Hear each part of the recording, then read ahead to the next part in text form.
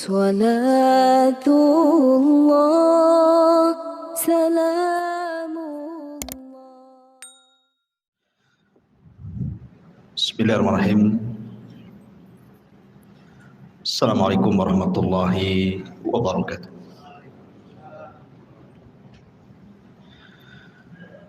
Alhamdulillah wassalatu wassalamu ala Rasulillah wa ala alihi wa sahbihi wa mawalah wa la hawla wa la quwata illa billahi wa ba'd.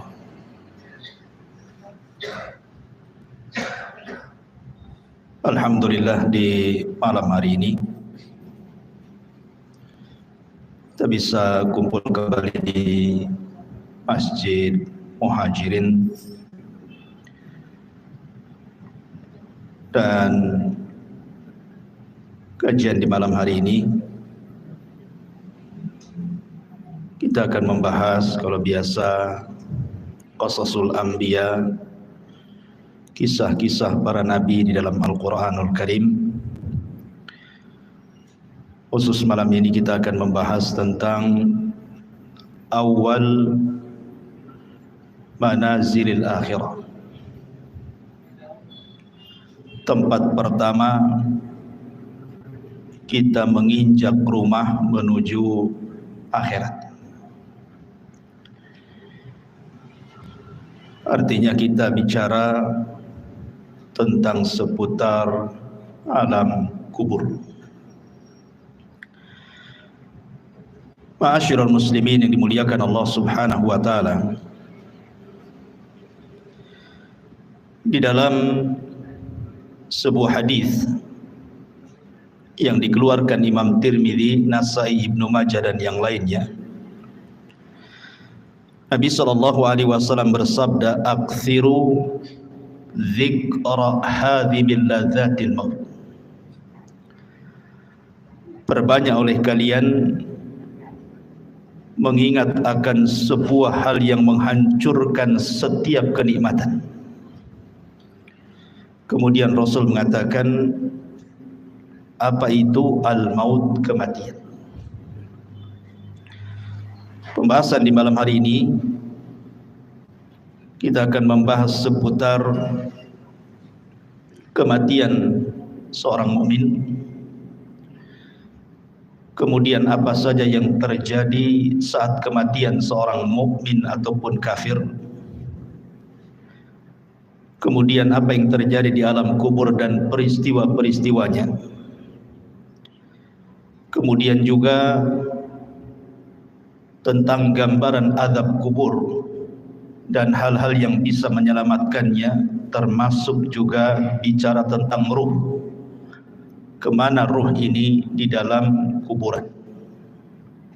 Inilah pembahasan yang kita akan bahas di malam hari ini. Mudah-mudahan cukup waktunya.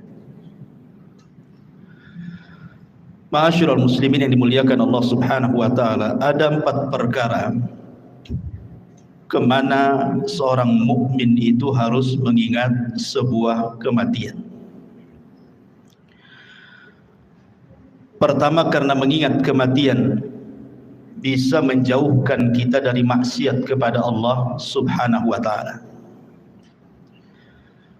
Karena orang yang tidak pernah mengingat mati, maka orang akan terbiasa melakukan maksiat. Karena dia pikir bahwa tidak ada kehidupan setelah kematian. Kemudian yang kedua, orang yang selalu mengingat kematian akan mempermudah untuk segera bertobat dan juga melakukan amal saleh. Kemudian yang ketiga, mengingat kematian adalah hal yang bisa mendatangkan rasa takut, sehingga orang tidak mungkin merasa aman dari azab kubur, dan dia akan berusaha untuk menghindarkan diri dari setiap penyebab yang akan menjerumuskan dari azab kubur. Tentu yang terakhir, mengingat kematian karena kematian sebuah kepastian, datangnya tanpa pemberitahuan, dan kematian bukan akhir dari sebuah perjalanan. Inilah hikmah kenapa kita disuruh mengingat kematian. Ma'asyiral muslimin yang dimuliakan Allah Subhanahu wa taala. Utsman ibn Affan radhiyallahu an apabila berdiri di samping kuburan, maka Utsman selalu menangis. Tetapi kalau Utsman dibicarakan tentang kondisi neraka dan azabnya, maka Utsman ibn Affan biasa-biasa saja. Kemudian ditanyakan kepada Utsman ibn Affan penyebabnya. Kenapa kalau disebut atau melihat kematian dia menangis, tetapi kalau diceritakan tentang akhirat dia biasa saja? Maka jawaban Utsman ibn Affan radhiyallahu an mengutip sabda Nabi sallallahu alaihi wasallam. Kata Nabi sallallahu alaihi wasallam, kata Utsman, "Innal qabra awwalu manazilil akhirah. Fa in naja minhu fama ba'dahu aisaru minhu. Wa illam yanju minhu fama ba'dahu asyaddu minhu."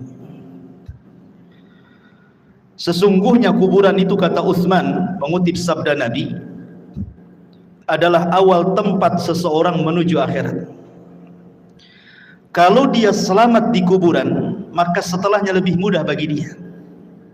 Tetapi kalau dia tidak selamat di dalam kuburan, maka setelahnya akan lebih keras kepada dia. Itulah kenapa kemudian Utsman menangis saat diceritakan soal kematian. Banyak riwayat yang dicantumkan oleh Imam Ibnu Katsir ketika memberikan catatan kepada ayat yutsabbitullahu alladhina amanu bil qauli tsabit. Allah tetapkan jawaban bagi orang-orang yang beriman dengan jawaban yang mantap saat fitnah kubur. Saya akan sebutkan beberapa riwayat yang berkaitan dengan kematian. Pertama, riwayat daripada Bara bin Azib radhiyallahu anhu. Suatu ketika kata Bara bin Azib radhiyallahu anhu, kami keluar bersama Nabi SAW mengiringi jenazah seorang laki-laki dari Ansar. Maka ketika galian kubur itu sudah digali dan belum sampai kepada lahatnya, maksudnya lubang kedua dalam kuburan disebut lahat namanya, maka Nabi SAW kemudian duduk dan kami pun duduk, kata Bara ibn Azib radhiyallahu anhu. Kemudian kata Nabi SAW, "Ista'idzu billahi min adzabil qabr." Mintalah perlindungan kepada Allah dari azab kubur. Rasul SAW menyebutnya marrataini aw thalathan, 3 kali. Kemudian Rasul menceritakan tentang ruhnya seorang mukmin. Kata Nabi SAW, "Innal abda al-mu'mina idza kana fi inqita'i minad dunya wa iqbali minal akhirati nazala ilaihi malakun minas sama bidul wujuh ka'anna wujuhahumus syamsu." Apabila seorang hamba mukmin, kata Rasul, ketika dia hendak berpisah dari dunia dan menghadap akhirat, maka turun malaikat dari langit yang berwarna sangat putih sekali. Wajah-wajah malaikat ini sangat putih. Dan yang dimaksud malaikat di sini tentu bukan satu malaikat, bukan malakul maut saja, tidak, tetapi diiringi dengan rusulul maut namanya, pembantu-pembantu malaikat maut, berdasarkan ayat Al-Quran, tawaffathum rusuluna, kami wafatkan dengan mengutus utusan-utusan kami, menunjukkan bukan satu malaikat tetapi banyak malaikat. Tentu banyaknya malaikat ini berdasarkan tugas masing-masing. Malaikat maut itu kan hanya mencabut nyawa saja. Selepas itu kemudian diserahkan kepada malaikat rahmat kalau dia seorang mukmin, atau kepada malaikat azab kalau dia orang kafir atau orang fasik. Lah tentu kondisi seperti ini ikhwan, tidak ada yang tahu kecuali orang yang meninggal. Orang-orang yang menyaksikan di sekitarnya, orang yang sedang nazar itu, tidak ada yang tahu bahwa di situ ada malaikat. Yang tahu hanyalah orang yang sedang nazar saja. Karena sebagian para ulama ketika menjelaskan apakah orang yang meninggal dunia itu mampu melihat malaikat, sebagian ulama mengatakan ya, mereka akan melihat malakul maut, dan juga mereka akan diperlihatkan catatannya, walaupun hanya sekilas pandang saja. Catatan selama hidup dia itu dia akan diperlihatkan sekilas saja. Dan itulah kondisi-kondisi menakutkan, sehingga kenapa Rasul mengatakan saat orang seperti ini tidak boleh mengatakan kecuali kebaikan. Dan inilah doa yang paling mustajab bagi orang-orang yang hidup di sekitarnya. Minta kepada Allah agar orang ini dimudahkan kematiannya. Lah setelah itu kemudian kata Nabi SAW, ma'ahum kafanun min akfanil jannati wa hanutun min hanutil jannah. Pembantu-pembantu malaikat maut ini, sebagian mereka membawa kain kafan dari sorga dan juga minyak wangi dari sorga. Hatta yajlisu minhu madal basar, sampai kemudian mereka duduk sejauh mata memandang. Ma'asyiral muslimin yang dimuliakan Allah Subhanahu wa taala, para ulama mengatakan bahwa ketika Allah Subhanahu wa taala mengirim para malaikat untuk mencabut nyawa dan juga menyediakan peralatan-peralatan fardu kifayah seperti kain kafan dan juga wewangian, kalau dia ruhnya seorang mukmin maka akan diutus malaikat yang indah sekali dalam rangka ikraman, memuliakan jasad yang akan dicabut ruhnya itu. Jadi yang diutus itu betul-betul malaikat, bukan malaikat yang menyeramkan, tidak. Makanya Rasul mengatakan bidul wujuh, wajah mereka sangat bercahaya. Kemudian juga a'wanul malakal maut ini, pembantu-pembantu malaikat maut ini, mereka ditugaskan sebagian mereka untuk membisikkan di telinganya. Apa bisikannya? Alla takhafu wa la tahzanu wa abshiru bil jannati allati kuntum tu'adun. Kamu jangan takut, kamu jangan khawatir, karena Allah sudah janjikan kepadamu surga yang akan menantimu. Artinya bahwa kematian seorang mukmin itu sangat indah sekali. Sangat indah, dan itulah yang dikehendaki seorang mukmin. Makanya di zaman Nabi SAW ketika ada jenazah yang lewat, kata Nabi SAW, yastarih mustarih wa mustarahu minhu. Mustarih wa mustarahu minhu. Sahabat mengatakan, apa yang dimaksud mustarih dan apa yang dimaksud mustarah minhu ya Rasulullah? Kemudian Rasul menjelaskan, kalau dia hamba yang mukmin maka dia mustarih, artinya dia menuju peristirahatannya. Dia meninggalkan keperitan dunianya, dia meninggalkan kesusahan dunianya, dan itulah yang dikehendaki seorang mukmin. Karena di dunia ini kan lelah kita hidup ini, ikhwan. Banyak masalah, banyak ujian, banyak cobaan. Apabila kemudian dia meninggalkan dunia, artinya dia meninggalkan kelelahan itu. Itu kalau seorang mukmin. Tetapi kata Nabi SAW, kalau dia orang fajir, orang jahat, mustarah minhu. Apa mustarah minhu? Maksudnya bukan dia yang beristirahat, tetapi orang lain beristirahat dari dia. Orang lain senang dengan kematiannya, orang lain mengutuk kematiannya, mendoakan buruk kematiannya, bahagia dengan kematiannya. Itu maksudnya mustarah minhu itu. Jadi seorang mukmin itu memang kematian sangat ditunggu-tunggu, karena memang Nabi SAW yang mengatakan, man ahabba liqa Allah ahabballahu liqa'ah. Barang siapa yang cinta berjumpa dengan Allah, maka Allah pun rindu berjumpa dengan dia. Makanya kenapa diutus malaikat-malaikat seperti ini.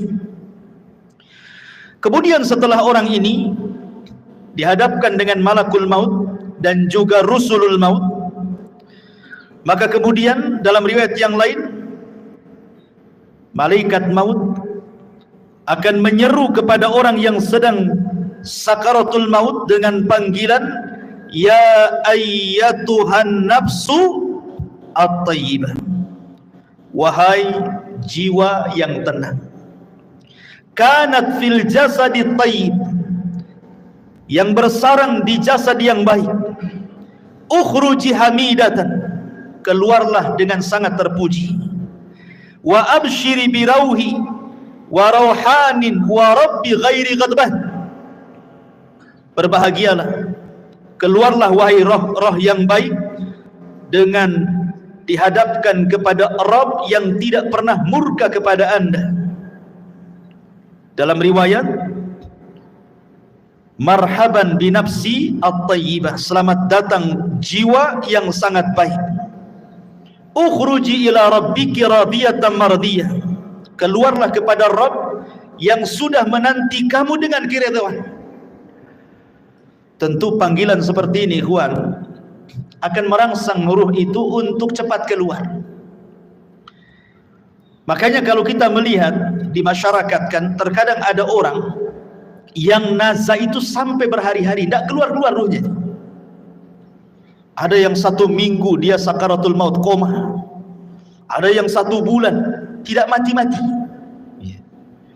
Tetapi ruhnya seorang mukmin ketika dipanggil seperti itu, maka Nabi SAW kemudian mempermisalkan ruhnya seorang mukmin ketika dipanggil dengan kata-kata wahai jiwa yang tenang, maka ruhnya itu akan keluar seperti tetesan air yang terakhir fi famis siqa, dari mulut teko yang terakhir dia keluar.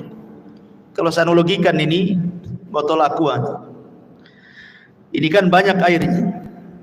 Kalau kita buka tutupnya ini, kemudian kita tuangkan, tentu air yang pertama kali yang keluar pasti deras, karena masih penuh dengan air kan. Tapi kalau seandainya air yang dalam botol ini hanya tinggal 1 tetes saja, kemudian kita tuangkan seperti ini, maka air yang 1 tetes itu akan mengalir dengan pelan kan, dengan pelan, kemudian jatuh persis di mulut teko tadi. Begitulah gambaran Rasul ketika menjelaskan ruhnya seorang mukmin itu keluar seperti tetesan air yang keluar yang terakhir dari mulut teko. Jadi akan lembut, lain dengan kalau kita langsung keluar begini kan langsung deras gitu ya. Tapi kalau tetesan yang terakhir kan lembut keluarnya, pelan, tapi pasti kemudian keluar. Begitulah Rasul menggambarkan ruhnya seorang mukmin apabila dicabut oleh Allah lewat para malaikat maut ini. Ma'asyiral muslimin yang dimuliakan Allah Subhanahu wa taala. Kemudian kata Nabi SAW, setelah ruh itu dicabut, ingat malakul maut itu hanya mencabut ruh saja, tugas dia selesai sampai di sini. Kemudian setelah itu beralih kepada malaikat rahmat atau disebut dengan rusulul maut namanya. Lah rusulul maut inilah yang kemudian mengambil alih ruh tersebut, kemudian meletakkan di kain kafan yang sudah disediakan dari sorga. Kemudian wewangian yang semerbak laksana minyak misik dalam riwayat. Jadi baunya itu membumbung sampai ke langit, sehingga setiap malaikat yang mencium baunya di langit itu, mereka akan bertanya, ruhnya siapa ini? Maka malaikat yang membawa ruh ini akan menyebut nama dengan nama yang dia sukai dipanggilnya di dunia dan mengatakan ruhnya fulan ibnu fulan. Maka semua malaikat di langit memuji ruh ini. Kemudian ruh ini diangkat sampai ke langit pertama. Maka kemudian penjaga pintu langit pertama membuka pintunya, kemudian naik ke langit pertama. Semua malaikat di langit pertama mendoakan ruh ini. Kemudian naik ke langit kedua, seluruh malaikat di langit kedua mendoakan ruh ini, sampai kemudian melewati langit ketujuh. Tidak dijelaskan sampai di mana ruh ini dinaikkan ke langit. Yang jelas dia melewati langit ketujuh. Wallahu alam sampai di mana, karena riwayatnya tidak dijelaskan. Kemudian setelah itu Allah berjumpa dengan ruh ini. Kemudian Allah Subhanahu wa taala katakan kepada malaikat yang membawa ruh ini, kembalikan ruhnya ke dalam jasadnya dengan baik. Catatannya, angkat, letakkan di tempat yang paling tinggi yang disebut dengan Illiyin. Illiyin itu tempat yang paling tinggi yang ada di sorga. Letakkan catatannya di situ. Kemudian ruhnya kembalikan ke dalam jasadnya. Maka kemudian ruh itu ke dalam jasadnya dikembalikan. Lah saat seperti ini, ketika ruh ini diterbangkan ke langit, disitulah manusia sedang memandikan jenazah ini. Kemudian mengkafani jenazah ini, kemudian menyolati jenazah ini, kemudian mendoakan jenazah ini, sampai kemudian ke dalam kubur, kemudian meletakkan di liang lahat, kemudian dipendam kuburannya. Jadi saat proses fardu kifayah itulah ruh naik ke langit. Jadi manusia sedang sibuk memandikan, mengkafankan, menyolatkan, menguburkan, maka ruh punya kesibukan sendiri karena dia sedang menghadap Allah Subhanahu wa ta'ala. Lah kemudian ketika selesai sudah penguburan, barulah kemudian ruh itu dihantar kembali ke dalam kuburnya. Lah ketika ruh dengan jasad ini kemudian kembali, disitulah orang yang ada di kubur ini sempat mendengar pembicaraan orang-orang yang di atas kuburan. Termasuk suara terompahnya, suara sandalnya, dia mendengarnya. Termasuk apa yang dibicarakan di atas itu dia sempat mendengarnya. Apakah dia sedang menangis, apakah sedang mencela, ataukah sedang memuji, ataukah sedang berbicara tentang hal-hal tentang dia semua dengar. Dan itu berdasarkan riwayat Umar bin Khattab radhiyallahu an pernah bercerita ketika Nabi SAW selesai perang Badar. Kemudian pemimpin Quraisy itu semua mati di perang Badar dan dimasukkan ke dalam sumur yang tidak berpenghuni, yang disebut dengan Qalibu Badri. Kemudian Nabi SAW 3 hari menetap di Badar setelah kemenangannya, mulai dari tanggal 17 Ramadan sampai tanggal 20 Ramadan. Kemudian Nabi SAW menghampiri sumur yang dilempar jasad-jasad para pembesar orang kafir, Abu Jahal, Umayyah, kemudian Al-Walid dan semua pembesar Quraisy yang dimasukkan ke dalam sumur itu. Kemudian Nabi SAW mengatakan dengan menyebut satu persatu namanya, wahai fulan, wahai Abu Jahal, wahai Uqbah, wahai Umayyah, disebutkan satu-satu tuh. Kemudian Rasul mengatakan, hal wajadtum ma wa'adakum haqqa laqad wajadna ma wa'adana rabbuna haqqa, kata Rasul. Wahai Abu Jahal dan para pembesar Quraisy yang lainnya, apakah kalian sudah mendapatkan yang kalian janjikan ketika kalian berada di dunia? Kata Nabi SAW, sungguh kami sudah mendapatkan apa yang Allah janjikan kepada kami hari ini berupa kemenangan. Umar bin Khattab radhiyallahu an ketika itu merasa heran kenapa Rasul berbicara dengan sumur yang di situ jasad-jasadnya pembesar orang-orang Quraisy itu. Kata Umar, ya Rasulullah, bukankah mereka sudah jadi bangkai? Mereka tidak akan mendengar ucapan. Tapi Nabi SAW mengatakan, ya Rasulullah, ketika Umar mengatakan, atukallimu amwatan, kenapa kau bicara dengan orang mati? Maka Rasul mengatakan, wallahi ya Umar, ma antum asma lima aqulu lahum, kalian tidak lebih mendengar dibandingkan orang-orang yang ada dalam sumur ini kepada ucapanku. Artinya para pembesar Quraisy yang sudah mati, yang sudah dimasukkan ke dalam sumur itu sangat mendengar ucapan Nabi. Dari sini istinbat para ulama bahwa apabila orang masuk ke dalam kuburan, maka dia mendengar saat itu apapun yang dibicarakan orang di atas kuburan itu. Makanya pentingnya kita ini menjadi orang baik. Sebab kalau orang jahat, pasti akan dibicarakan keburukan di atas kuburan, dan itu menakutkan dia dalam kuburan kan gitu. Tetapi kalau yang dibicarakanlah pujian-pujian, tentu akan menenangkan, karena tidak mungkin Allah mengumpulkan dua rasa takut, baik ketika di dunia ataukah ketika di dalam kuburan. Tidak mungkin Allah kumpulkan dua rasa takut. Kalau dia takut di dunia semasa hidupnya, maka dia akan merasa aman di kuburannya.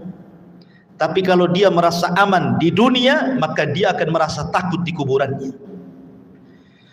Lah ketika kemudian dia sempat mendengar suara-suara pembicaraan orang yang di atas kuburan, sampai yang terakhir sandal yang melangkah meninggalkannya, disitulah kemudian orang ini sempat mendengar akhir suara terompah yang meninggalkan jauh sampai di pintu gerbang kuburan. Disitulah Allah subhanahu wa ta'ala kirim amal solehnya. Dalam riwayat yang dikeluarkan atau yang diriwayatkan Abi Hurairah radhiyallahu an, tiba-tiba kemudian datanglah salat inda ra'sihi waz zakatu an yaminihi wasyamu an yasarihi wa kana fi'lul khairati min sadaqatin wassilahi wal ma'rufi wal ihsan ila nasi inda rijlaihi.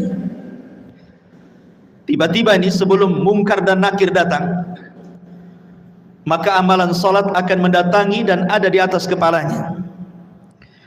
Kemudian zakat di samping kanannya, kemudian puasa di samping kirinya, kemudian perbuatan kebaikan dari sedekah, menyambung silaturahim, memerintahkan kebaikan, berbuat baik kepada manusia diletakkan di antara kedua kakinya.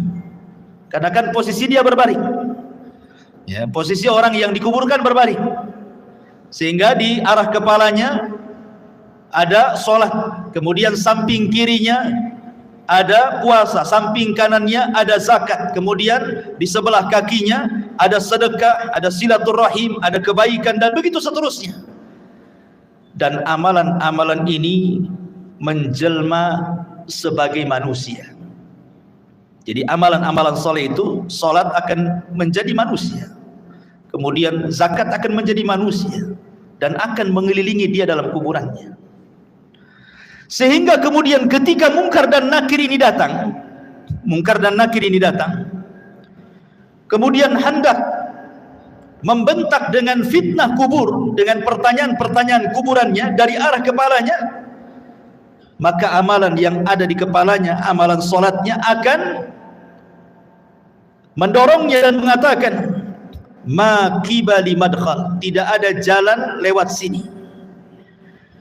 Kemudian yang ketika malaikat mungkar dan nakir akan bertanya dari sebelah kirinya, maka akan didorong oleh amal soleh sebelah kirinya dan mengatakan, ma qibali madkhal, tidak ada jalan kau untuk bertanya kepada orang ini.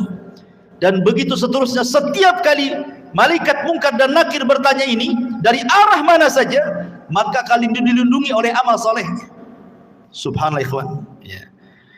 Sehingga malaikat yang akan memfitnah kubur ini kebingungan harus bertanya dari arah mana, ya. Makanya kemudian disebutkan dalam riwayat ini, fayajlisu wa qad tamatsalat lahu syamsu wa qad danat lil ghurub fayuqalu lahu akhbirna amma nas'aluka fayaqulu da'uni hatta usalli.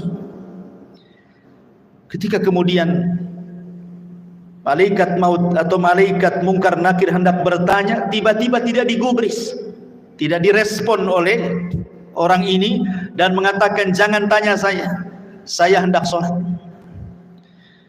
Dia kepikiran ingin sholat. Bayangkan, ruhnya seorang mukmin yang ada dalam kubur itu masih kepikiran ingin sholat dan mengatakan, da'uni hatta usalli, jangan dulu kau tanya aku sampai aku laksanakan sholat, katanya. Padahal sudah tidak ada sholat lagi di kuburan, ya. Tapi begitulah ruhnya seorang mukmin, semangat ibadahnya itu sampai dalam kuburan. Akhirnya kemudian dia pun didudukkan dengan cara baik, kemudian juga ditanya dengan cara baik. Masalahnya, dalam sebuah riwayat bahwa malaikat mungkar dan nakir ini saat bertanya kepada ruhnya orang yang beriman ini, Kata Nabi SAW bahwa bentuknya ini memang luar biasa, sangat menakutkan.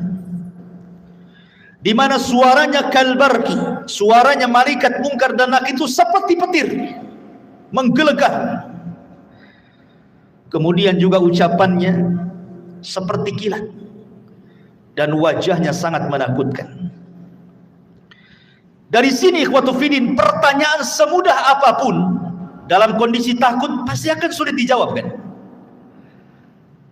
Anda saya tanya dengan pertanyaan-pertanyaan, tetapi kemudian setelah itu saya bunuh Anda, umpamanya saya letakkan pistol di kepala, kemudian saya tanya dengan beberapa soalan. Ketika rasa takut menguasainya, soalan semudah apapun akan sulit dijawab. Akan sulit dijawab. Ini kan soalan-soalan yang ma'ruf kita dengar di dunia. Siapa Rabbmu? Kita katakan Allah. Siapa Nabimu? Kita katakan Muhammad. Apa agamamu? Kita katakan Islam. Itu kan mudah. Mudah soalan ini. Tetapi dalam kondisi takut ikhwatu fiddin, walaupun soalan-soalan ini mudah dijawab, belum tentu orang bisa menjawab. Karena memang suara malaikat ini yang bertanya kepada orang ini luar biasa. Suaranya seperti kilat menggelegar, wajahnya menakutkan. Disinilah Allah Subhanahu wa ta'ala berikan hidayah kepada ruhnya seorang mukmin, kepada hamba seorang mukmin, dan Allah katakan yutsabbitullahu alladzina amanu bil qauli tsabit. Allah akan tetapkan jawaban orang-orang yang beriman dengan jawaban yang mantap. Jadi yang menjawab itu adalah ketetapan dari Allah, taufik dari Allah, bukan kita. Kan dalam kondisi takut kita tidak bisa jawab, ya. Tetapi hamba yang beriman ditolong dalam kuburannya, sehingga Allah Subhanahu wa ta'ala arahkan jawabannya, sehingga setiap ditanya dia sanggup menjawab. Dan ketika dia sanggup menjawab itulah Allah Subhanahu wa ta'ala memberikan rekomendasi dari langit dan mengatakan ang sadaqa abdi, hambaku telah benar. Ketika sudah dikatakan hambaku telah benar, mungkar dan nakir pun sudah pergi, tiba-tiba Allah katakan bentangkan kuburannya sejauh mata memandang. Bentangkan kuburannya sejauh mata memandang. Berikan cahaya dalam kuburannya. Bukakan pintu dari sorga. Hantarkan minyak wangi dari sorga. Pakaian, minuman dari sorga. Suasana dari sorga hantarkan ke dalam kuburannya. Itulah yang disebut dengan nikmatul kubur namanya. Nikmat kubur. Ma'asyiral muslimin yang dimuliakan Allah Azza wa Jalla.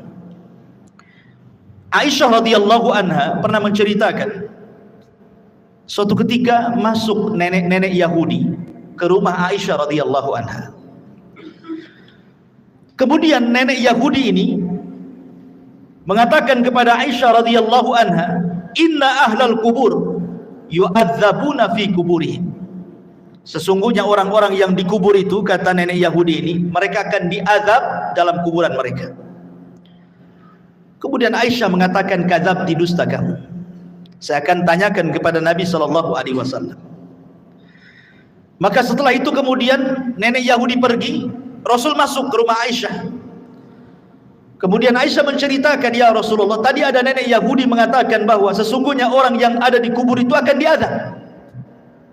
Apa pendapatmu? Kata Rasulullah SAW, kadzabat, dia sudah berdusta. Tiba-tiba kemudian wahyu turun, memberitahu dan membenarkan ucapan orang Yahudi atau nenek Yahudi itu. Kemudian kata Nabi SAW, ya. Kemudian Rasul mengatakan, inna hadhil ummah tubtala fi kuburihim. Telah benar ucapan nenek Yahudi itu, karena setiap umat itu akan diuji dalam kuburannya. Maksudnya akan diuji dalam kuburannya, akan diberikan fitnah yang sangat menakutkan. Disinilah Nabi SAW mengatakan bahwa kuburan itu awal tempat seseorang menuju akhirat. Lihat, bayangkan fitnah kubur ini kan menyeramkan, ikhwan. Di mana suara malaikat menggelegar seperti petir, kemudian lisannya seperti kilat, wajahnya menakutkan. Apakah kita sanggup melewati fitnah kubur ini? Makanya saking dahsyatnya fitnah kubur ini, sampai-sampai Nabi SAW memberikan irsyad kepada kita setiap kita salat sebelum salam, kita berlindung dari azab kubur. Apa kata Nabi SAW? Allahumma inni a'udzubika min azabi jahannam wa min azabil qabri. Tidak cukup wa min azabil qabri, wa min fitnatil mahya wal mamat. Dari fitnah kehidupan dan kematian. Fitnah kematian artinya fitnah kubur. Karena sangat mengkhawatirkan. Makanya wajar kalau seandainya Nabi SAW memerintahkan para sahabat saat kemudian menguburkan jenazah, disuruh minta dua perkara. Dan ini sunnah bagi antum yang mengantarkan jenazah ke kuburan. Ini jadi sunnah. Setiap antum mengantarkan jenazah ke kuburan, kemudian menguburkannya dan selesai penguburan, dua doa yang disunnahkan oleh Rasul sebelum antum pulang. Pertama, istaghfiru li akhi. Mintalah kepada Allah ampunan akan dosa saudara kita yang ada di kuburan ini. Yang kedua, minta kepada Allah ketetapan supaya dia sanggup menjawab. Itu saja. Itu sunnah dua, jangan pernah ditinggalkan. Jangan kita hantarkan mayat ke kuburan, setelah dikuburkan kita pulang. Enggak begitu sunnahnya. Tetapi selesai penguburan jangan pulang dulu. Kita dekati kuburan, kemudian kita kepal beberapa tanah kalau kita tidak ikut menguburkan, kemudian kita letakkan di atas kuburannya, kemudian kita katakan, ya Allah ampuni orang ini, ya Allah tetapkan jawaban orang ini, kemudian pulang. Itu sunnahnya. Ya. Ma'asyiral muslimin yang dimuliakan Allah Subhanahu wa taala. Kembali kepada hadis Nabi sallallahu alaihi wasallam. Kemudian Nabi sallallahu alaihi wasallam mengatakan, adapun ruhnya orang fajir, orang jahat, orang kafir, orang fasik, maka kemudian malaikat maut ini akan menyerukan dengan kalimat-kalimat yang sangat menakutkan saat kematiannya. Dia mengatakan, ya ayyatuhan nafsul khabithah kanat fil jasadil khabithi ukhruji zamimatan wa abshiri bihamimin wa ghassab. Subhanallah. Malaikat maut mengatakan, wahai ruh yang jahat, yang hinggap di jasad yang jelek, keluarlah secara tercela dan habarkanlah dengan neraka yang menyala-nyala dan juga dengan nanah penduduk neraka. Coba bayangkan panggilannya, wahai jiwa yang buruk, yang bersarang di jasad yang buruk, keluarlah secara tercela dan habar gembirakan dengan neraka yang menyala-nyala dan darah dan nanah penduduk neraka yang sudah menunggunya. Keluar kamu. Ini panggilan menyeramkan, ikhwan. Makanya kenapa kemudian ruhnya orang-orang yang tidak beriman itu tidak mau keluar, sehingga terkadang nazak berhari-hari, berminggu-minggu, berbulan-bulan tidak mau keluar dia tersiksa itu dengan ruh yang ada dalam badannya, sampai-sampai Nabi SAW ke pisau yang berbentuk bengkok, mungkin bahasa kitanya seperti cerulit, ya, ada pisau berbentuk bengkok seperti ini, kemudian dihadapkan dengan kambing wol, dihadapkan dengan kambing wol yang belum dicukur itu. Lihat kambing wol itu kan banyak tuh rambutnya tuh kalau belum dicukur itu ya. Kemudian pisaunya dimasukkan. Otomatis ketika pisau dimasukkan ke dalam kambing wol itu, otomatis akan terkait-kait dengan bulu-bulunya. Setelah terkait-kait dengan bulu kambing wol itu, kemudian disiram. Anda bisa bayangkan, akhirnya kemudian makin lengket dengan pisau itu. Kemudian setelah lengket dengan pisau, kemudian kata Nabi SAW, pisau itu kemudian ditarik dengan cara paksa. Kira-kira apa yang terjadi?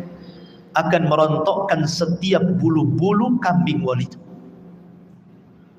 Maknanya ketika ruhnya orang fasik, orang fajir, orang kafir dicabut itu, maka akan merontokkan seluruh persendiannya, seluruh tulang-tulangnya, dan dia akan menjerit. Tidak ada yang tahu rasa sakitnya kecuali Allah, dan jeritannya tidak ada yang mendengar kecuali binatang.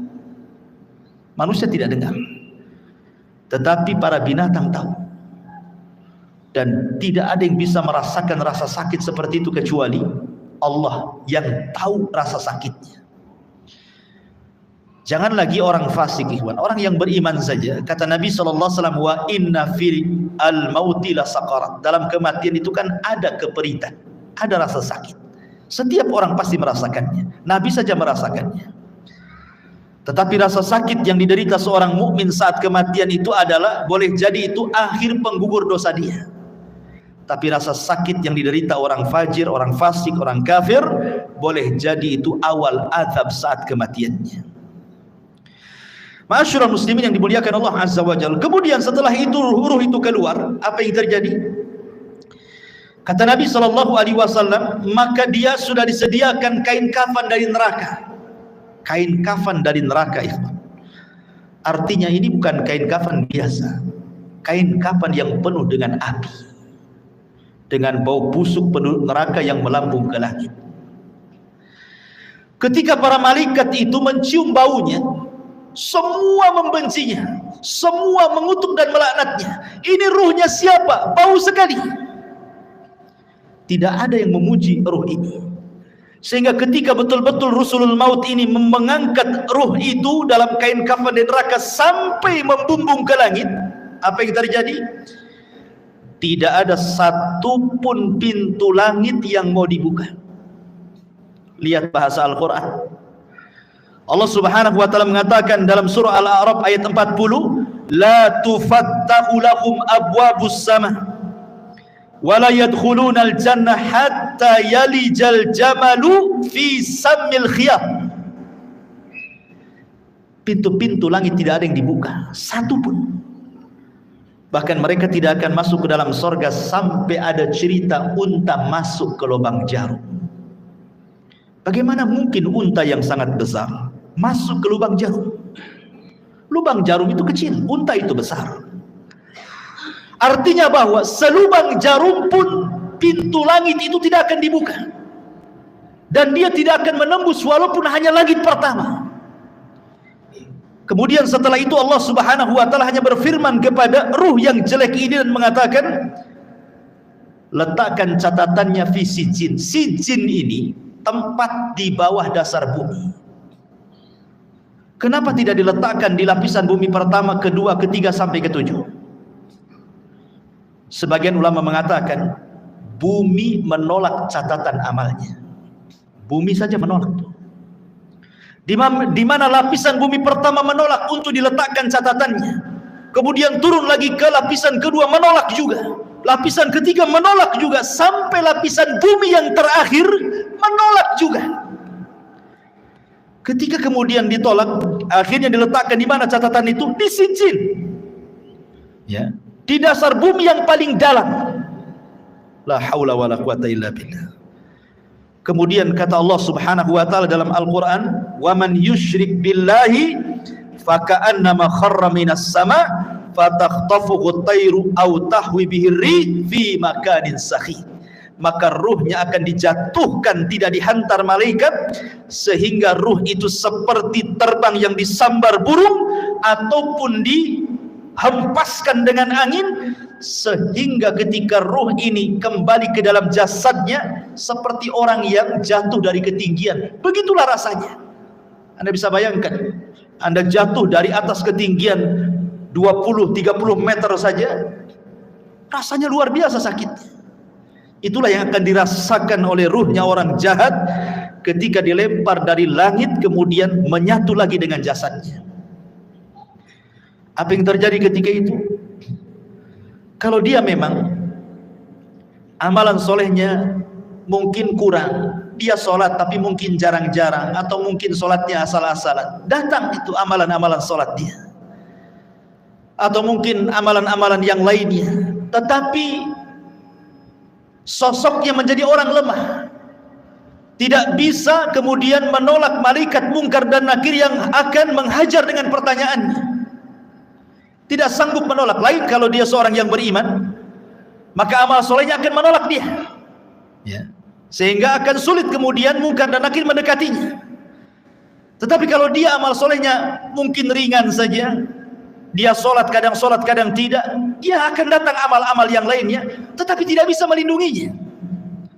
Sehingga dengan mudah mungkar dan nakir itu dalam kondisi sudul wujuh, kata Rasul, sangat buruk sekali wajahnya, hitam kelap. Kemudian membentak dengan suara petir, dengan suara kilat, menakutkan, sehingga ketika ditanya man rabbuk, siapa Rabbmu, wa ma nabiyuk, siapa nabimu, wa ma dinuk, apa agamamu, pertanyaan ini ringan, tapi karena ketakutan yang bersangatan, dia pun tidak bisa menjawab dan mengatakan, wallahi la adri aqulu kama qala an-nas wa fa'altu kama fa'ala an-nas. Aku tidak tahu. Aku mendengar, ya pernah mendengar apa yang diucapkan manusia seperti itu. Dia tidak bisa menjawab. Ketika dia tidak bisa menjawab berkali-kali, apa yang terjadi?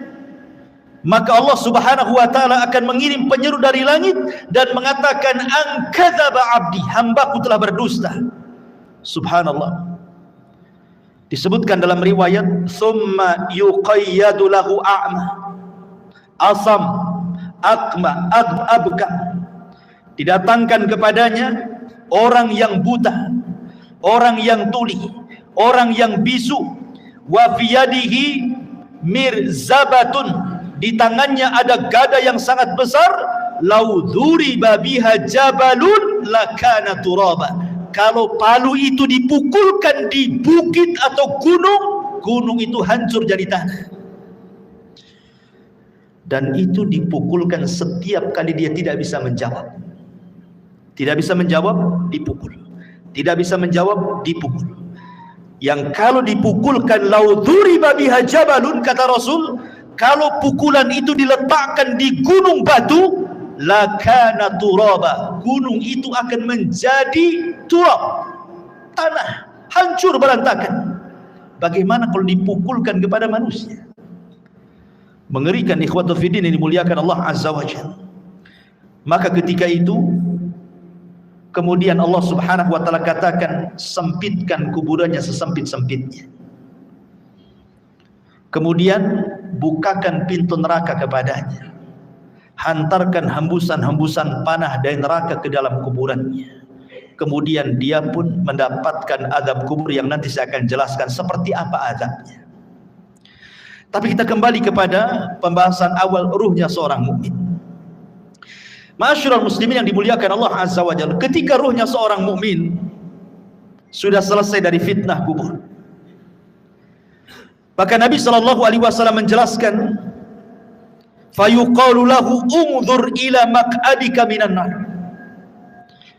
Tiba-tiba ketika dia sedang duduk selesai dari fitnah kubur, tiba-tiba dibentangkan di sebelah kirinya gambaran neraka yang sedang menyala-nyala, diperlihatkan neraka. Kemudian dikatakan, unzur, lihatlah, ila maq'adika minan nar, tempatmu di neraka itu. Kemudian qad abdalakallahu bihi maq'adan minal jannah, tapi tenang, tempatmu bukan di sana. Kemudian sebelah kanannya digambarkan gambaran sorga dan dikatakan tempatmu di sini. Dalam riwayat, maka kemudian malaikat ini mengatakan, lihatlah tempat dudukmu di neraka, in asaita, kalau engkau bermaksiat, itulah tempat dudukmu. Tapi karena engkau yang beriman, maka tempat dudukmu bukan di sana. Kemudian tempat dudukmu di sini. Ketika dia melihat bagaimana sorga dengan gambaran keindahannya diperlihatkan itu dalam kuburan itu, apa yang terjadi? Maka dia langsung berteriak dan mengatakan, ya Rabb, akimisah, ya Rabb, tegakkan kiamat, supaya aku bisa kembali ke istana dan keluarga. Tetapi Allah Subhanahu wa taala mengatakan, belum, kiamat masih panjang. Dalam riwayat yang lain, nim naumatal arush, sebaiknya kau tidur seperti tidurnya pengantin baru, sehingga ketika dia terbangun seolah-olah dia tidur zuhur dan bangun asar, kiamat sudah dibangkitkan. Artinya kehidupan kuburan tidak akan terasa walaupun zaman berlalu. Anggaplah mungkin zaman dulu, zaman Nuh, orang-orang yang beriman itu meninggal dunia, sampai hari ini kan kiamat belum dikiamat-kiamatkan. Bagaimana kehidupan mereka? Rupanya mereka ditidurkan oleh Allah di atas kenikmatan yang disebut dengan nikmat kubur, karena ruh mereka diberikan nikmat oleh Allah. Nanti ada pembahasan kemana ruhnya orang yang beriman dalam kuburan ini. Tapi jasadnya dikuburkan. Ya. Mereka tidak akan merasakan, sehingga ketika kiamat dibangkitkan baru dia tertidur.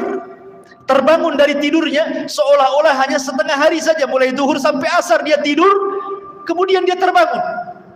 Rupanya Israfil sudah menyiapkan sangkakalanya untuk meniup sangkakala pertama kiamat, kehancuran alam semesta pertama dibangkitkan. Ma'asyiral muslimin yang dimuliakan Allah Subhanahu wa taala. Kemudian setelah kemudian orang yang beriman mendapatkan nikmat kubur,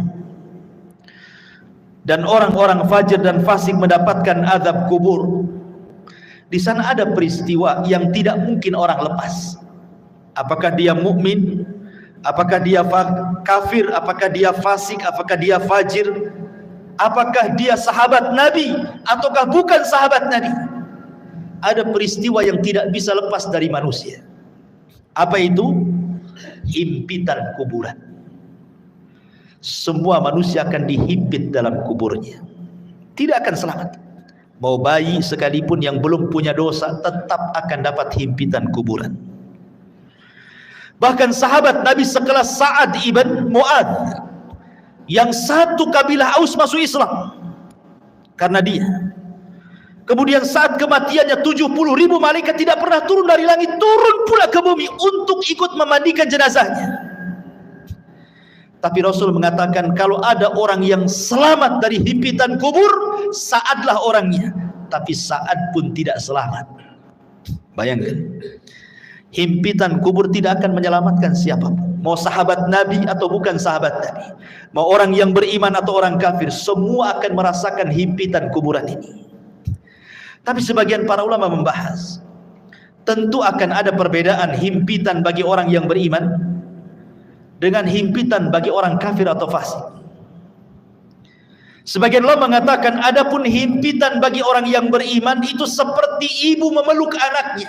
Rasa kasih sayang seorang ibu kepada anaknya, seperti itulah bumi ketika menghimpit, laksana seorang ibu memeluk anaknya. Karena kita ini dari tanah dan akan kembali kepada tanah. Jadi tanah itu seperti ibu bagi kita. Sehingga ketika himpitan tanah itu menghimpit setiap jasad orang yang beriman, maka tidak akan merasakan rasa sakit sedikit pun, karena itu bentuk sayang seorang ibu kepada anak. Tetapi kalau yang dihimpit itu orang kafir, orang fasik, orang fajir, orang jahat, maka dia akan merasakan sakit yang luar biasa. Dia akan menjerit-jerit, semua tidak ada yang mendengar kecuali binatang jeritannya, karena akan mematahkan semua tulang, persendian dan begitu seterusnya. Ma'asyiral muslimin yang dimuliakan Allah Azza wa Jalla, inilah sekilas gambaran ruhnya orang mukmin, fasik, fajir, fasik, munafik dan begitu seterusnya saat kematian. Kita masuk pada pembahasan yang kedua, tentang macam-macam azab kubur. Ma'asyiral muslimin yang dimuliakan Allah Azza wa Jalla, azab kubur itu adalah sebuah hal yang wajib kita imani. Syekhul Islam Ibn Taimiyah rahimahullahu taala mengatakan, wa qad tawataratil akhbar an Rasulillah sallallahu alaihi wasallam fi thubuti adabil qabri. Habar-habar tentang adab kubur, kata Syekhul Islam Ibn Taimiyah, derajatnya sampai tingkat mutawatir. Jangan sampai diingkari, karena riwayatnya mutawatir. Artinya mutawatir itu banyak sekali riwayatnya. Dan dikatakan oleh Al-Imam Al-Munawi, adzabul qabri haqqun. Azab kubur itu sebuah hak adanya. Dan Imam Ghazali mengatakan, man angkarahu fahuwa mubtadi'un. Siapa yang mengingkari azab kubur, maka dia adalah ahli bid'ah. Dan Imam Suyuti mengatakan, adzabul qabri huwa adzabul barzakhi. Azab kubur adalah azab barzakh. Udhifa ilal qabri li'annahu al-ghalib. Kenapa disebut kubur? Karena memang umumnya orang dikubur. Tapi sebenarnya ini disebut dengan barzah. Barzah itu artinya penghalang tembok antara kehidupan dunia dengan kuburan. Makanya tidak akan bisa orang itu mengintip kehidupan kuburan. Kenapa? Karena ada barzah, tembok yang menghalangi antara kita dengan mereka. Walaupun Anda pasang CCTV sekalipun, kita letakkan CCTV dalam kuburannya, maka kita tidak akan mampu melihat mungkar, nakir, peristiwa apapun yang ada di kuburannya. Ingat, karena ada barzah tadi. Barzah itu penghalang antara kehidupan kita di atas bumi dengan kehidupan di bawah bumi.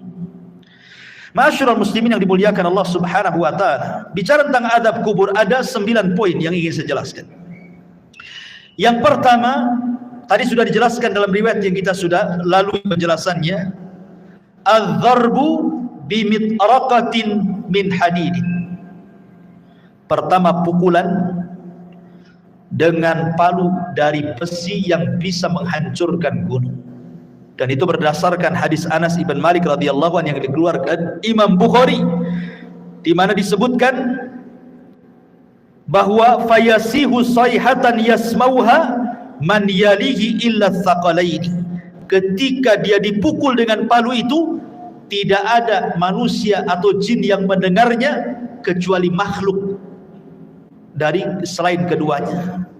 Artinya jin dan manusia tidak bisa mendengar jeritannya. Yang bisa mendengar hanyalah binatang-binatang itu. Binatang mendengar jeritan kita, tetapi manusia dan jin tidak bisa mendengarnya.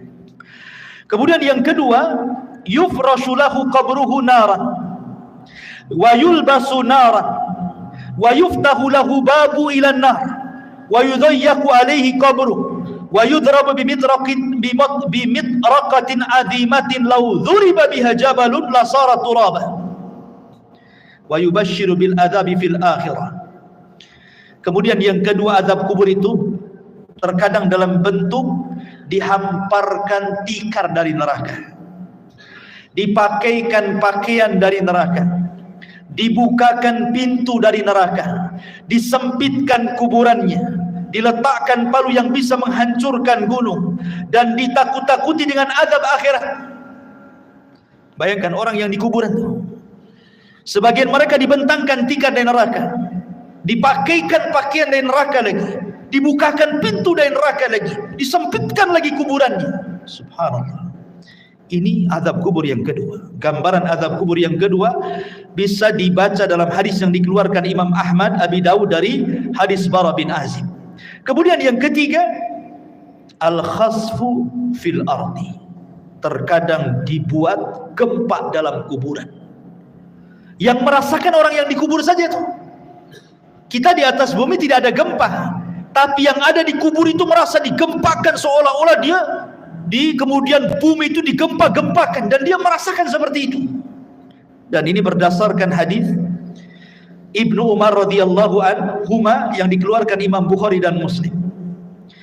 Kemudian yang keempat, syakku janibai al-fammi ila qafah. Terkadang datang malaikat yang menakutkan, kemudian membawa cerulit yang sangat tajam, kemudian dimasukkan ke mulutnya, kemudian diiris sampai ke tengkuknya. Jadi tarik, dimasukkan pisau itu ke mulutnya, kemudian ditarik sampai ke tengkuknya. Naudzubillah. Atau terkadang radkhur ra'si bil hijarah. Ada malaikat yang membawa batu besar, kemudian orang itu dibaringkan, kemudian dibentur-benturkan kepalanya. Kalau hancur nih, dikembalikan lagi kepalanya menjadi bentuk baru, dihancurkan kembali, dan begitu seterusnya. Terkadang al-harqu fi tannuri minan nar, disediakan satu mangkok, satu bejana yang sangat besar, isinya air yang mendidih dari api neraka, kemudian digorengkan di dalamnya. Atau terkadang as-sibahatu fi nahri min damin ma'adh-dharbi bil hijarah. Tiba-tiba kemudian dia dihadapkan dengan sungai, semuanya bentuk darah. Kemudian dia diletakkan di tengah-tengah sungai darah itu. Kemudian dia akan berenang, tidak bisa ke pinggir, karena setiap ke pinggir maka akan dipukulkan batu yang sangat besar ke mulutnya, sehingga dia akan berputar-putar sampai mati hidup lagi, dan begitu seterusnya. Dan 4 poin ini berdasarkan hadis Bukhari yang dikeluarkan atau yang diriwayatkan oleh Samurah ibn Jundab radhiyallahu anhu. Kemudian yang nomor 8, ishti'alul malil masruq minal ghanaim ala sahibi.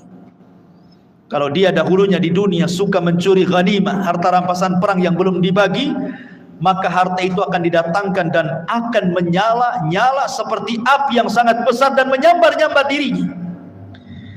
Atau yang terkadang, yang terakhir yang nomor 9, wa ma'ahadal adab al-hissi hunaka aidan adabul ma'nawi. Ini kan adab hissi, adab badannya. Tapi di sana juga azab, ada yang disebut azabun ma'nawi, azab secara makna, dengan ditakut-takutinya dia dengan neraka.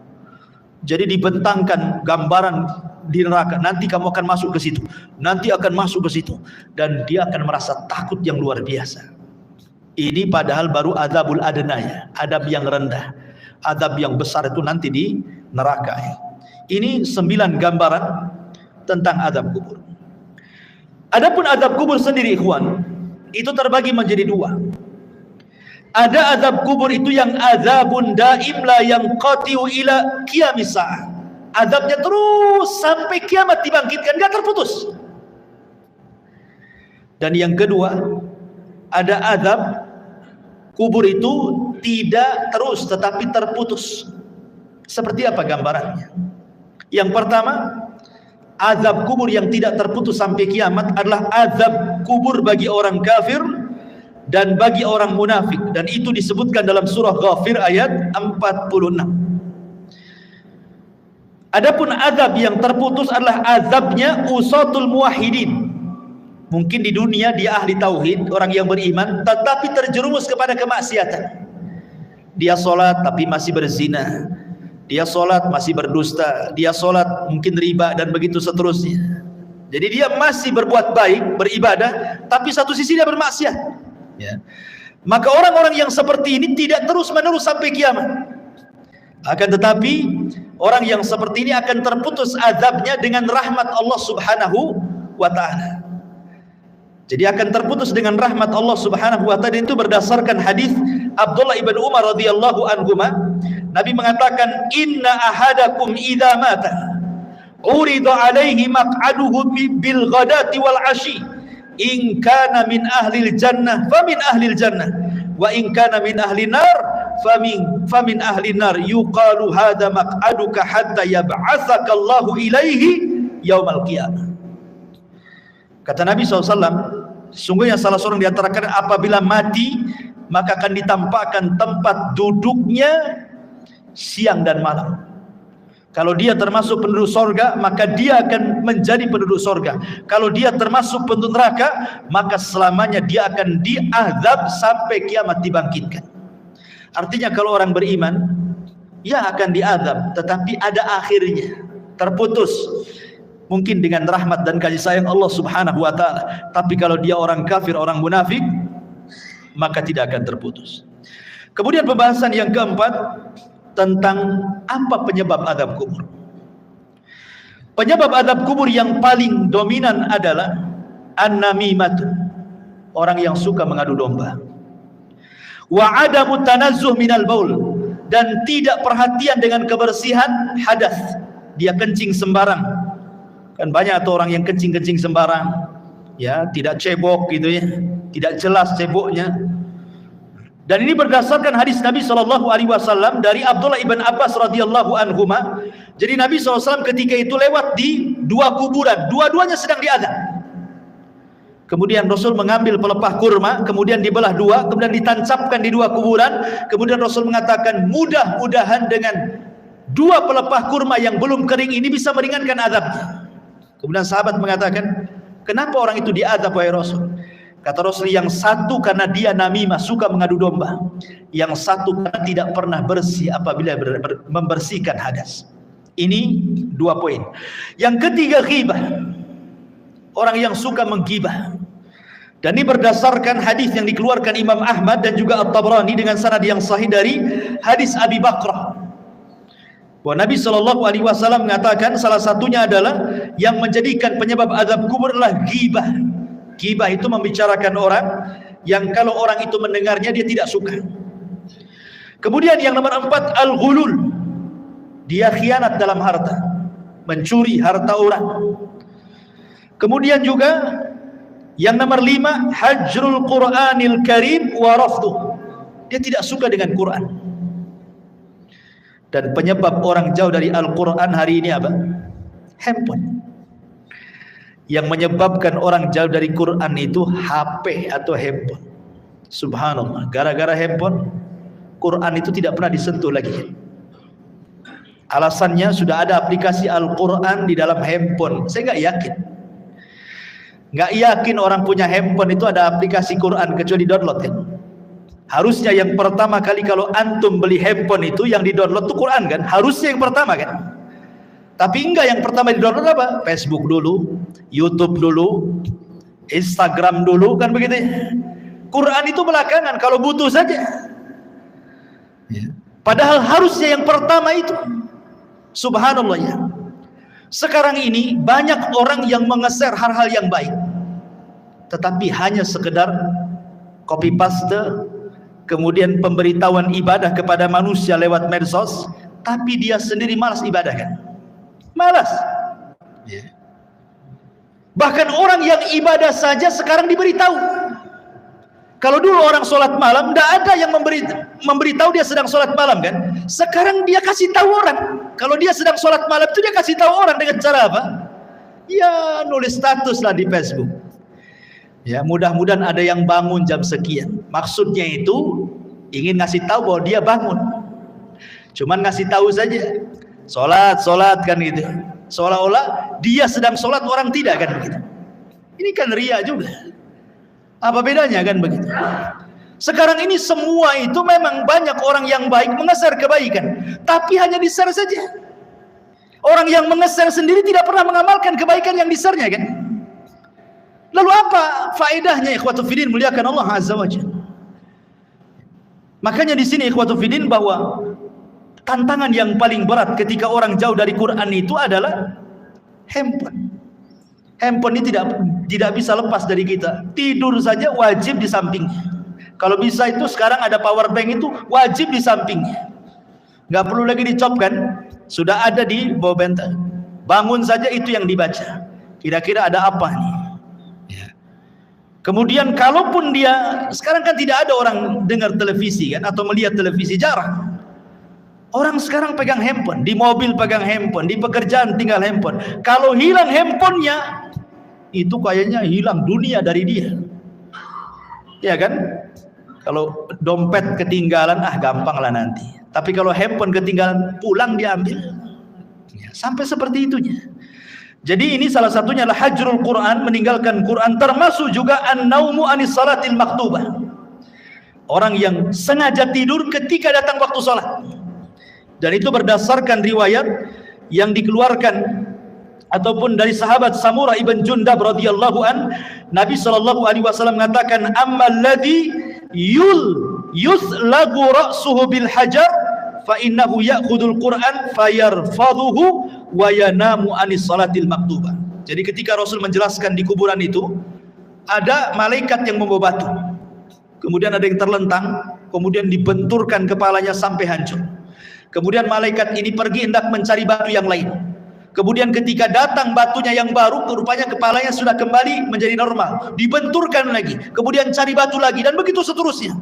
Kemudian Rasul menjelaskan bahwa adapun kenapa adab orang ini seperti ini, pertama karena dia tidak pernah membaca Quran, yang kedua karena dia tidur saat datang waktu sholat.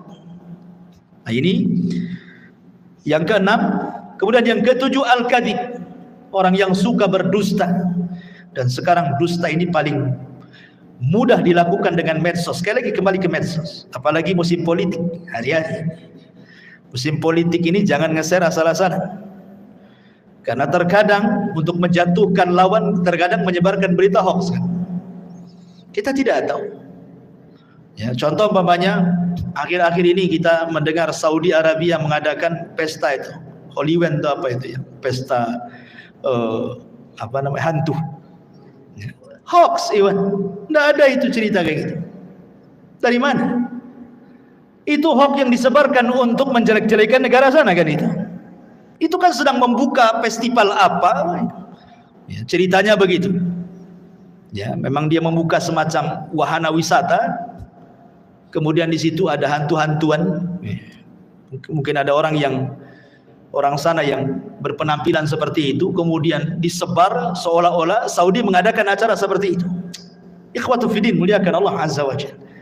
Nah, berita-berita seperti ini kalau kita hanya melihat YouTube saja, seolah benar kan? Ya. Ini berita hoax. Kadang-kadang kita mudah terpancing dengan berita-berita seperti ini. Hanya karena melihat YouTube saja kan? Nah, ini hati-hati. Ya. Kalau kita mungkin hanya sekedar membaca, oke lah. Tapi kalau kemudian sampai mengeser kan sama aja dengan hantu menyebarkan dusta kan? Nah, itu kan hati-hati. Ini penyebab azab kubur terbesar hari ini adalah dusta. Karena orang berdusta paling mudah sekarang.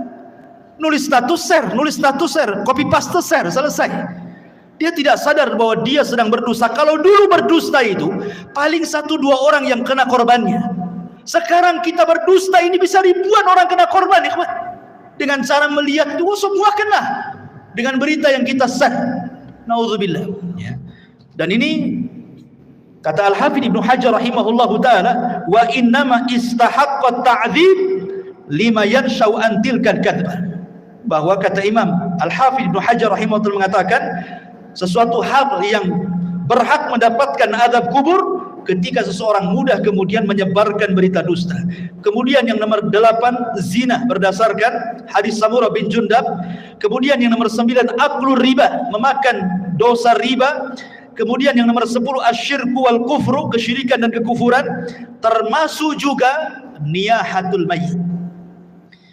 Niyahatul mayyit itu maksudnya orang yang hidup ketika ada yang meninggal orang yang dicintainya, dia pun meraung-raung, menjerit-jerit seolah-olah menolak takdir Allah.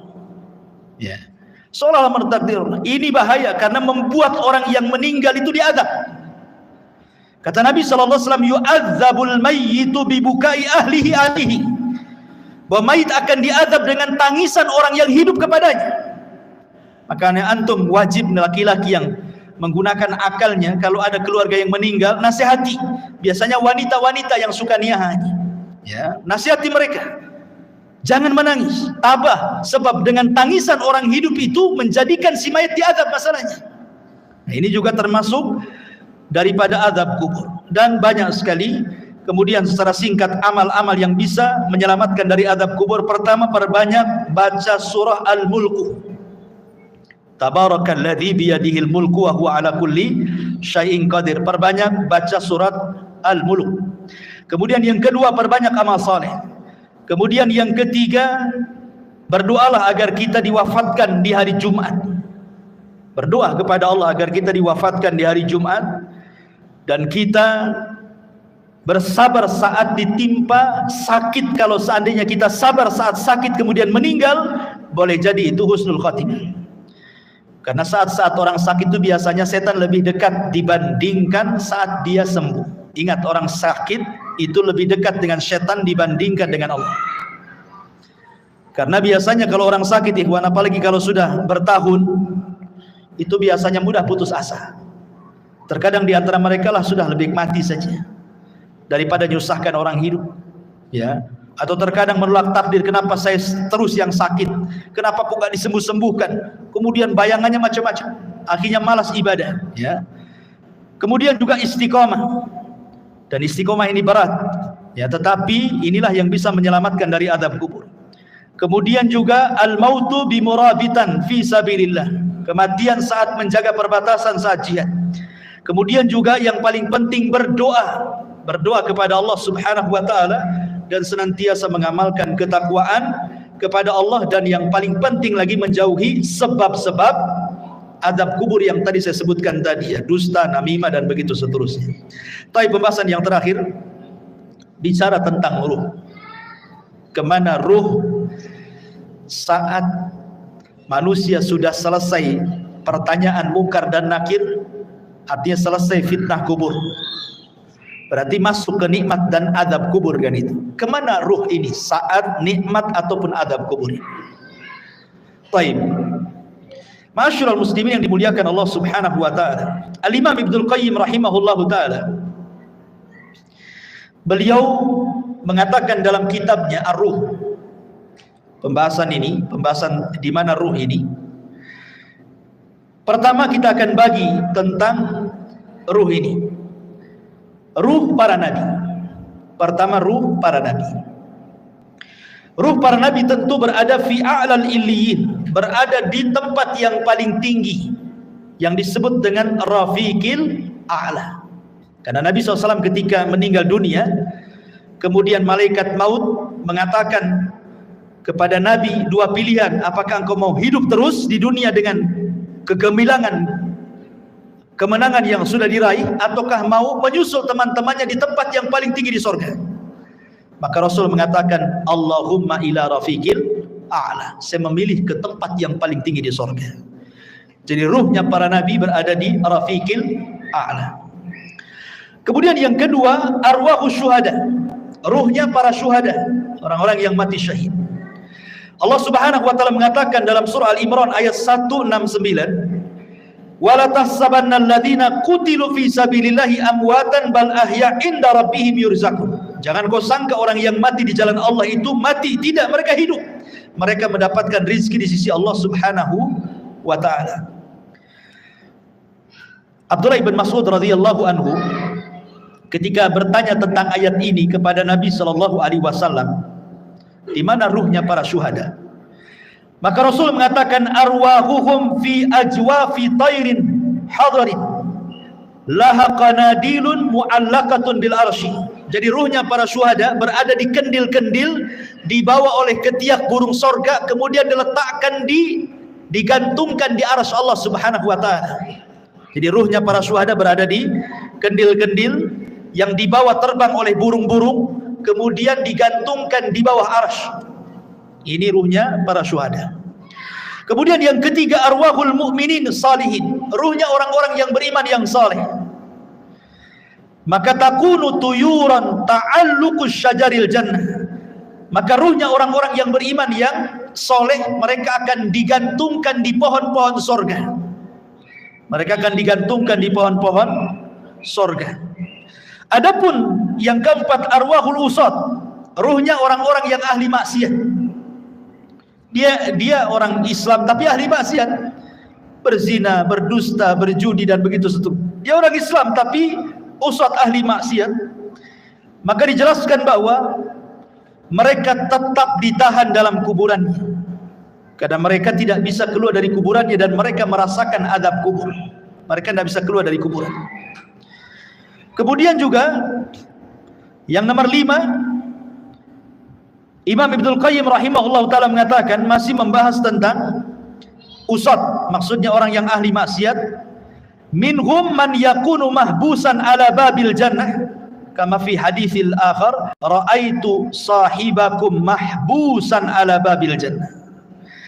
Adapun orang-orang yang beriman, yang ahli maksiat, kemudian maksiatnya sudah selesai diadab. Kan tadi saya katakan bahwa orang yang beriman yang ahli maksiat kan adab kubur tidak terus, tapi terputus karena rahmat Allah Azza wa Jalla.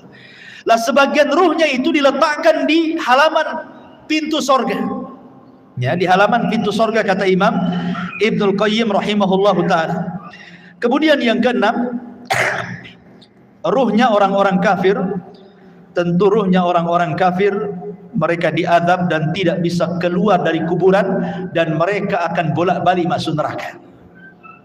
Tetapi sekali lagi ikhwatu fiddin muliakan Allah Azza wa Jalla, keterangan para ulama seperti ini tidak bisa kita katakan dengan jazam, dengan tegas, karena soal ruh itu kan tidak ada yang tahu kecuali. Makanya Al-Imam Ibnu Qayyim rahimahullahu taala ketika Al-Imam Ibnu Utsaimin rahimahullahu taala ketika ditanya tentang ruh ini, maka beliau mengatakan ruh itu urusan Allah Subhanahu wa taala dan ini adalah perkara gaib, kita tidak bisa menetapkan kecuali dengan dalil. Ini kan hanya ijtihad para ulama saja seperti ini. Tetapi hakikatnya ruh di kuburan itu di mana? Wallahu a'lam. Hanya Allah Subhanahu wa taala yang tahu dengan kondisi ruhnya, apakah mereka orang-orang yang beriman ataukah mereka orang-orang kafir. Adapun ada riwayat yang maudhu yang disebutkan oleh sebagian ulama seperti ruhnya orang kafir berada di sumur Barhut, diletakkan di sumur Barhut. Sumur Barhut itu yang ada di Hadrul Maut Yaman. Di situ ada sumur, antum bisa klik saja atau di YouTube sumur Barhut. Itu sumur menakutkan yang ada di Yaman. Ya, sampai hari ini para ilmuwan berusaha meneliti itu. Ya, sumurnya besar. Jadi ada yang mengatakan bahwa orang-orang kafir diletakkan di sumur itu. Ya, adapun ruhnya orang-orang yang beriman tentu fil iliyyin, tetapi sekali lagi ini riwayatnya lemah gitu ya, bahkan tidak berdasar. Tapi oleh sebagian ulama ada yang menyebutkan seperti perkataan Imam Barbahari rahimahullah dalam kitabnya Syarhu Sunnah. Wallahu alam bisawab. Maka dengan berakhirnya pembahasan ruh, berakhir juga pembahasan tentang seputar kematian dan azab kubur. Mudah-mudahan bisa menjadi ibrah bagi kita, dan kita tutup dengan doa kafaratul majlis. Subhanakallah bihamdika asyhadu an la ilaha illa anta astaghfiruka wa atubu ilaik. Allahu ta'ala alam. Assalamualaikum warahmatullahi wabarakatuh.